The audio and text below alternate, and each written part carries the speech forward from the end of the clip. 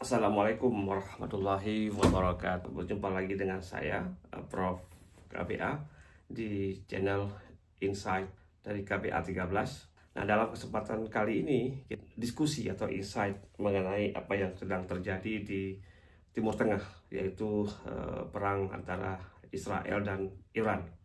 Beberapa hari yang lalu memang sempat saya singgung tentang dampak revolusi Iran dalam video short saya, yang merupakan penggalan dari ceramah saya di salah satu masjid di Banda Aceh. Nah, dalam kesempatan kali ini saya akan coba mengulas, memberikan sedikit insight, mungkin tidak secara mendalam, tapi ini bisa memberikan satu perspektif bagaimana kita melihat global konflik global dan antara yang terjadi hari ini, yaitu Iran dan Israel. Nah, sebagaimana kita ketahui, ini sudah terjadi saling balas serangan antara Israel dan Iran, dan bahkan Iran sampai beberapa hari terakhir masih membombardir kota Tel Aviv dengan misal-misal mereka dari teritori Iran. Nah, tesis utama yang akan kita coba ulas pada kesempatan ini adalah satu. Sesungguhnya perang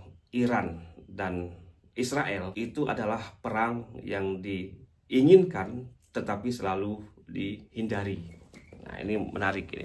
Maksudnya bagaimana? Israel selalu memancing perang ini dengan berbagai aktivitas intelijen mereka di Tehran misalnya, dan selalu perang ini diinginkan oleh Israel karena mereka mengatakan itu rezim. Kemudian selalu dihindari oleh Amerika Serikat. Mereka tidak ingin melakukan perang terbuka dengan Iran, kendati dalam sekian dekade sebenarnya Amerika telah menjalankan berbagai operasi intelijen dan operasi militer mereka di Timur Tengah. Dan kita ketahui dari sejak 1979 ketika terjadi revolusi Iran, kemudian 1991 terjadi proses yang cukup luar biasa di Timur Tengah, yaitu perang antara sekutu dengan Irak, di mana tertangkapnya Saddam Hussein.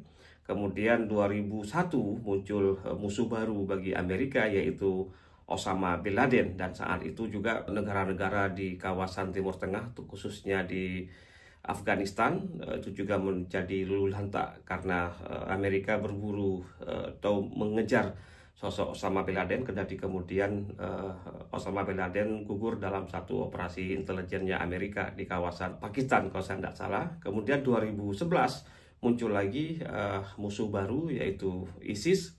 Kemudian tumbangnya negara Libya, yaitu gugurnya Muammar Gaddafi sebagai pimpinan tertinggi di Libya. Kemudian 2021, kalau saya lihat beberapa literatur yang saya baca, khususnya majalah ilmiah Foreign Affairs, sebenarnya all eyes dari para analis, para peneliti di Amerika, itu dua eyes mereka, satu eyes-nya ke Iran, dua eyes mereka ke China, kendati beberapa eyes mereka juga ke Rusia, tapi volume intensitas untuk melihat the next enemy adalah Iran itu luar biasa. Karena itu insight ini memberikan sebuah pemahaman bahwasanya keputusan untuk menyerang Iran atau keputusan sebaliknya Iran menyerang Israel itu harus dilihat dalam skala yang lebih makro, bukan mikro, bukan hanya perang antara Israel dan Iran atau selama ini antara Israel dan Palestina dan Gaza, tapi ini ada sesuatu yang cukup menarik. Kenapa cukup menarik? Karena harus diakui bahwasanya di depan atau di samping saya ini ada dua buku, yaitu yang ditulis oleh George Foreman. Ini bukunya, teman-teman nanti boleh search, ditulis oleh seorang penulis mantan analis intelijen. Buku yang pertama adalah The Next 100 Years, dan buku yang kedua adalah The Next Decade. The Next Decade ini boleh dilihat nanti, penulisnya juga sama, George Foreman, seorang mantan analis dari Amerika, khususnya dia bekerja dalam intelijen. Di samping ada buku yang cukup menarik, nanti akan saya sampaikan. Kenapa demikian? Karena perang yang terjadi antara Iran dan Israel itu adalah perang jalur udara. Jadi ini if you can control the air, jika Anda bisa menguasai udara dan mengirim misal Anda melalui udara, maka itu pertanda Anda punya satu kesempatan untuk menyerang negara lain. Kemudian, if you control the land, you can control the entire country. Anda bisa menguasai semua negara. Dan ini kalau Anda baca misalnya buku yang ditulis oleh Tim Marshall, ada namanya nggak jelas ya. Ini The Prisoner Geography. Kemudian ada lagi buku dia The Power of Geography. Nah, ini bukunya. Nanti silakan kalau teman-teman mau mencari, mendownload, membeli ya silakan. Tapi ada satu lagi buku, saya belum dapat punya buku dia. Nah, ini menjadi satu hal yang cukup signifikan ketika geografi, kemudian air, udara, dan laut menjadi salah satu bagian dari peperangan global, khususnya ketika tensi geopolitik menjadi sedemikian rupa. Nah, tadi saya lupa mengatakan bahwasanya 2021 saya sudah wanti-wanti bahwasanya pada saat itu mungkin Iran kali ini akan kena giliran untuk dihabisi oleh Amerika. Namun demikian 2019-2020 Wuhan memunculkan satu wabah baru yaitu COVID-19, sehingga all eyes kemarin beberapa tahun, 3 tahun 2019, 2020, 2021 itu eyes kita kepada COVID, sehingga beberapa literatur yang saya baca itu mereka membelokkan isu itu kepada Cina, dan karena itulah kemarin terjadi tensi yang cukup luar biasa antara Amerika dan Cina. Tetapi insight dari perang yang terjadi hari ini antara Israel dan Iran, dan mungkin dalam waktu dekat, kata Trump, dia akan terlibat dalam 2 minggu lagi, memutuskan apakah ikut, tetapi secara tersirat dan tersurat tentu saja Amerika tidak menginginkan Israel luluh lantak oleh misal dari Iran. Jadi dapat dipastikan beberapa sekutu Amerika, khususnya Inggris, dan kita lihat juga Jerman sudah mulai memberikan bantuan ke Israel, akan membentuk pola baru. Pola baru nanti boleh jadi beberapa negara besar di dunia akan mengeroyok Iran secara simultan atau memaksa Iran untuk ke meja perundingan. Nah, kalau ini terjadi, maka pelajaran penting buat kita yang mempelajari tentang geopolitik bahwasanya kekuasaan atas yaitu air, kekuasaan di laut yaitu sea, dan kekuasaan di darat yaitu land itu menjadi salah satu hal yang cukup penting untuk melihat bagaimana suatu gagasan keputusan perang itu diputuskan.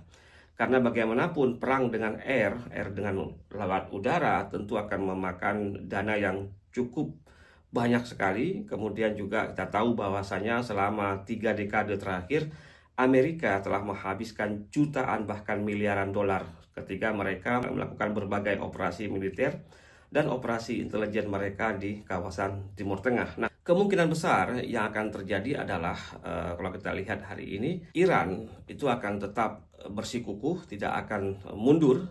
Cuma di kalangan Iran sendiri terjadi polarisasi yang cukup menarik. Polarisasi ini adalah yang mungkin jarang dibahas oleh para analis, yaitu split of ideologi yang terjadi di dalam masyarakat Iran ketika misalnya bagaimana mereka memposisikan ideologi negara mereka sebagai bangsa Persia, sebuah bangsa yang cukup besar dan memiliki pengaruh di dunia yang amat luar biasa, dengan bagaimana peran Islam hari ini yang dimainkan oleh Ayatollah Khamenei yang ditengarai sebagai sebuah negara Syiah. Jadi kalau Anda bayangkan kalau Iran itu adalah Sunni, itu cukup mudah bagi Israel dan Amerika untuk menghabisi. Kenapa?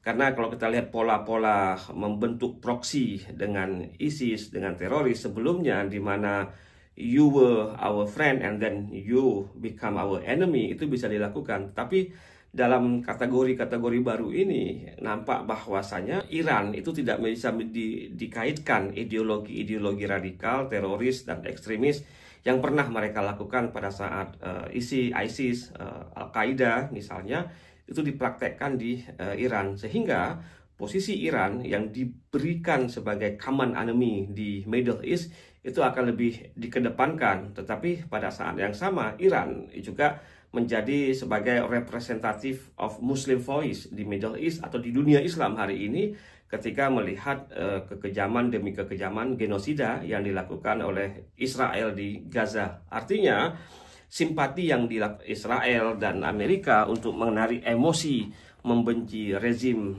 mereka sering menyebut kata rezim, terhadap pemerintah Iran, mungkin kali ini tidak akan berhasil. Yang kedua adalah Trump sekarang memiliki masalah yang amat luar biasa di dalam negaranya. Kemudian dia mendapat protes dari penduduknya untuk tidak terlibat dalam perang antara Iran dan Israel. Ini mengindikasikan kalau dulu perang antara Amerika dan Irak, perang antara Amerika dan Al-Qaeda, perang antara Amerika dan ISIS, itu mampu memberikan sebuah semangat patriotisme terhadap warga negara Amerika yang terlibat di medan perang. Kemudian perangnya itu pun dimunculkan dalam berbagai film untuk orang bisa tahu bagaimana heroiknya pasukan Amerika di medan perang. Tapi kali ini mungkin meskipun nanti Trump akan mengambil inisiatif untuk membantu secara langsung kepada Israel, tetapi gejolak protes yang ada di kawasan Amerika itu akan menjadi satu sumbu baru untuk menjadikan itu sebagai source of conflict, sebagai sumber konflik di negara mereka sendiri. Di samping juga nanti beberapa negara di Eropa, khususnya yang menjadi kampung halaman bagi para warga Israel, yaitu Eropa Timur dan juga beberapa negara Eropa di sebelah lainnya, di samping juga Amerika, itu juga akan menjadi satu gelombang baru protes bahwasanya jika ini terus dilakukan, maka penduduk Yahudi secara global itu akan terus merasa terancam. Bukan terancam dari perspektif nation state, negara bangsa, tapi terancam sebagai sebuah masyarakat global. Karena apa? Karena hari ini gelombang anti-Israel itu sudah menjadi salah satu kampanye yang cukup masif, luar biasa. Tetapi jika nanti berubah menjadi gelombang anti-Zionisme, dan ini menjadi satu gelombang baru terhadap konflik global, dapat dipastikan negara-negara yang menjadi pendukung Israel untuk memikir 6 kali. Kenapa? Karena di dunia ini salah satu agama yang sering ditarik dan tidak memiliki sumber konflik yang berkepanjangan adalah agama Kristen.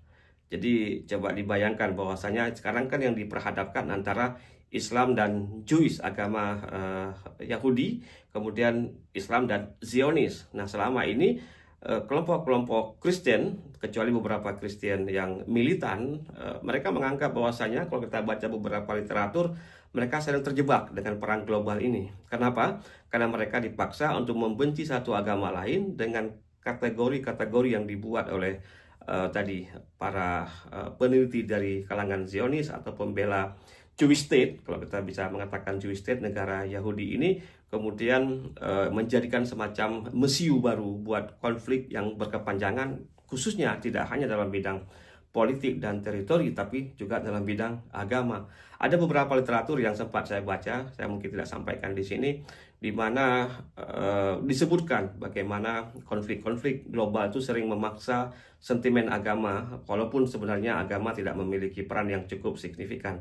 Tapi dalam perang kali ini di Iran dan Israel, mesiu agama akan menjadi lebih sangat signifikan karena Holy Land yang menjadi tempat negara baru dari tahun 1948 itu merasa sudah sangat terancam dengan ancaman dari Iran, dan ini bagi para Jewish diaspora Yahudi dianggap sebagai salah satu panggilan, mungkin the second call buat mereka untuk mempertahankan negara yang tadi awalnya adalah Holy Land bagi bangsa Yahudi.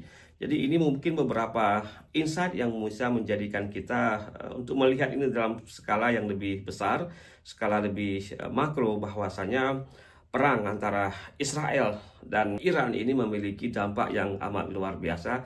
Di samping tadi yang banyak sekali para analis sebutkan dampak secara ekonomi, secara defense, pertahanan, tapi juga yang ingin kita garis bawahi bahwasanya faktor geografi, faktor agama, faktor geopolitik, kemudian balancing power, yang itu menjadi salah satu pemicu bahwasanya konflik antara yang tadi saya katakan di awal, konflik atau perang yang selalu diinginkan oleh Israel dan hampir selalu dihindari oleh Amerika, akan menjadi kenyataan. Dan semoga konflik ini tidak berkepanjangan, bisa berakhir di meja perundingan.